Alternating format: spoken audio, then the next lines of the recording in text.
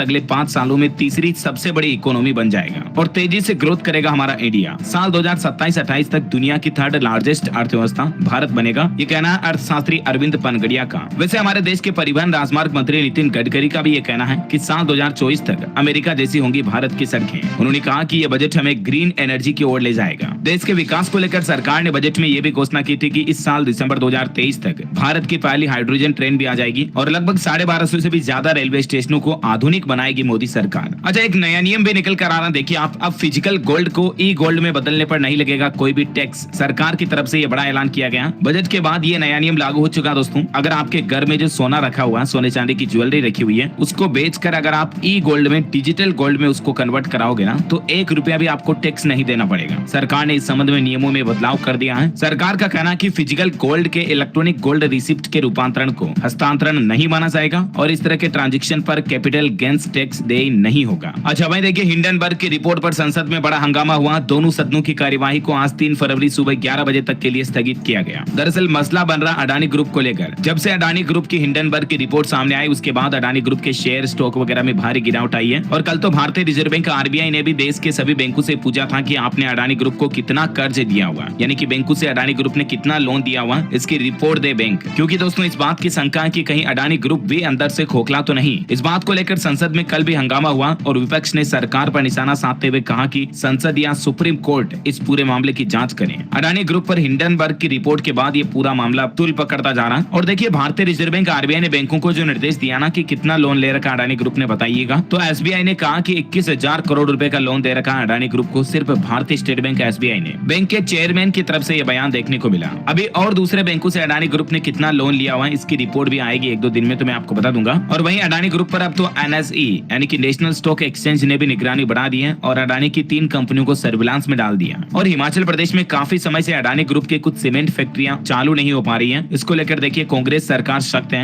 Ambuja ACC cement फैक्ट्रियां पौने 2 महीने से बंद हैं और हिमाचल प्रदेश के मुख्यमंत्री सुक्खू नाराज होते हुए बोले कि कंपनी सहयोग नहीं कर रही है, अंतिम फैसला लेंगे। और क्योंकि दोस्तों इन कंपनियों में काम करने वाले कर्मचारी पिछले 2 महीने से बेरोजगार हैं और इसीलिए वे इस बात को लेकर विरोध भी कर रहे हैं। वैसे कल ही अडानी ग्रुप ने एक फैसला ये भी लिया था कि 20,000 करोड़ का एफपीओ जो हाल ही में जारी किया था उसको वापस कैंसिल कर दिया है और निवेशकों को अपना पैसा वापस लौटाएंगे गौतम अडानी। हालांकि स्टॉक्स वगैरह में भारी गिरावट देखी गई। कल से आज के बीच में भी 15% तक स्टॉक्स गिरे अडानी ग्रुप के। और इस मामले को लेकर राजस्थान के मुख्यमंत्री अशोक गहलोत बोले कि अडानी के शेयर डाउन होने से तहलका मचा है। उन्होंने कहा कि कर्मचारियों को शेयर बाजार की दया पर नहीं छोड़ सकते और इसीलिए ओल्ड पेंशन स्कीम लाई जाए। तो ये कुछ मार्केट में माहौल और मसला चल रहा है। बहरहाल देखिए आप अगली बड़ी खबर, पाकिस्तान में महंगाई पर एक बड़ी खबर आने की। 47 साल बाद अभी पाकिस्तान में महंगाई सबसे ज्यादा है। पिछले जनवरी महीने में पाकिस्तान में इन्फ्लेशन रेट 27.6% रहा और 9 फरवरी के बाद ये और बढ़ेगा। पिछले 1 साल में पाकिस्तान में दुगनी हुई महंगाई और अभी हालात ये चल रहे हैं कि पाकिस्तान में कई लोग भूखे सो रहे हैं, खाने के तक भी लाले पड़ रहे हैं। वैसे अंतरराष्ट्रीय न्यूज की बात हो ही रही दोस्तों, तो एक और बड़ी खबर देखिए आप। ब्रिटेन में पिछले 10 सालों का सबसे बड़ा प्रदर्शन देखने को मिला। भारतीय मूल के ब्रिटेन के प्रधानमंत्री ऋषि सुनक सरकार के खिलाफ 5 लाख से ज्यादा लोग सड़कों पर उतर आए। इनकी वेतन बढ़ाने की मांग है। कुछ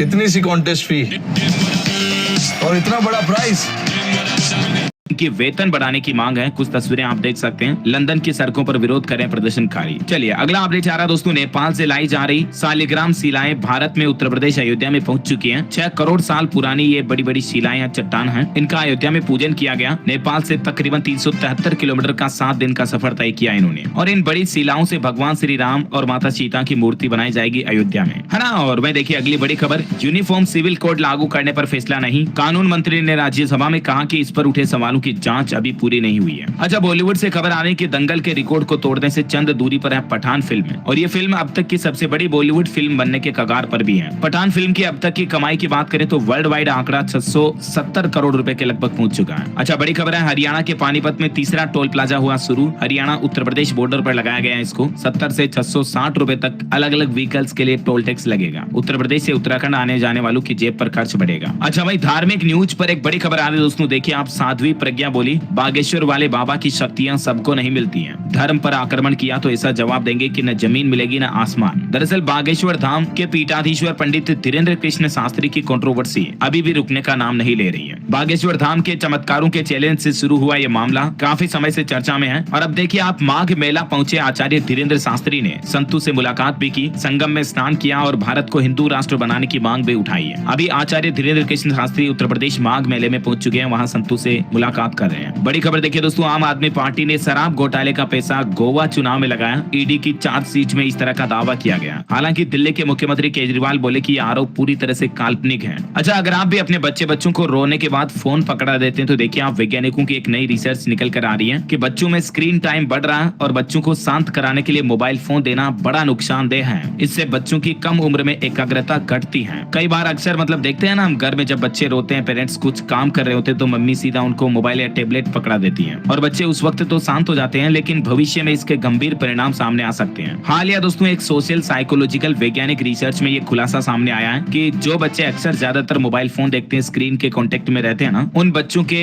अंदर घुलने मिलने में दिक्कत होती है। वो बच्चे बड़े होने के बाद भी अक्सर किसी के साथ सोशलाइज नहीं हो पाते हैं और इसके चलते भावी जीवन में उनमें एंजाइटी, डिप्रेशन, इस तरह की समस्याएं भी देखी जाती हैं, क्योंकि वो फिर अकेलापन का शिकार होते हैं। वो लोगों से घुल मिल नहीं पाते, बातचीत नहीं कर पाते हैं और इसलिए बच्चों को कम ही मोबाइल फोन दे तो बेहतर है। बार दिन में ज्यादा समय मोबाइल बच्चों को ना दे, है ना। अच्छा भाई देखिए, बड़ी खबर, 10 फरवरी को आएगा राजस्थान का बजट। विधानसभा में मंत्री कल्ला ने कहा, महिलाओं को मुफ्त स्मार्टफोन की योजना बंद नहीं की है, अंडर प्रोसेस है। वहीं साल 2025 तक ग्रीन स्टेट बनेगा हिमाचल प्रदेश। हिमाचल के मुख्यमंत्री सुक्खू ने विधायकों से मांगा सहयोग, पर्यटन राजधानी के रूप में विकसित होगा कांगड़ा। वैसे हिमाचल सरकार ने एक और बड़ा फैसला लिया, कोरोना काल के दौरान जो लोगों पर केस दर्ज हुए उनको वापस लिए जाएंगे। कोरोना काल के दौरान जो नियम तोड़ने के चलते लोगों पर केस हुए ना, उन सभी केस को वापस रद्द किया जाएगा। अच्छा मैं देखिए, मध्य प्रदेश के 12 जिलों में मच्छरों से दिव्यांगता का खतरा है। जी हाँ, सुनने में आपको अजीब लग रहा होगा लेकिन ये सच है। मध्य प्रदेश बुंदेलखंड में सबसे ज्यादा इस तरह का रिस्क है। 10 फरवरी को लोगों को दवाइयां भी खिलाई जाएगी स्वास्थ्य विभाग की तरफ से, क्योंकि आजकल मच्छरों से एक नई तरह की बीमारी फैल रही है जिसका नाम है लिम्फेटिक फाइलेरियासिस, और इस बीमारी की वजह से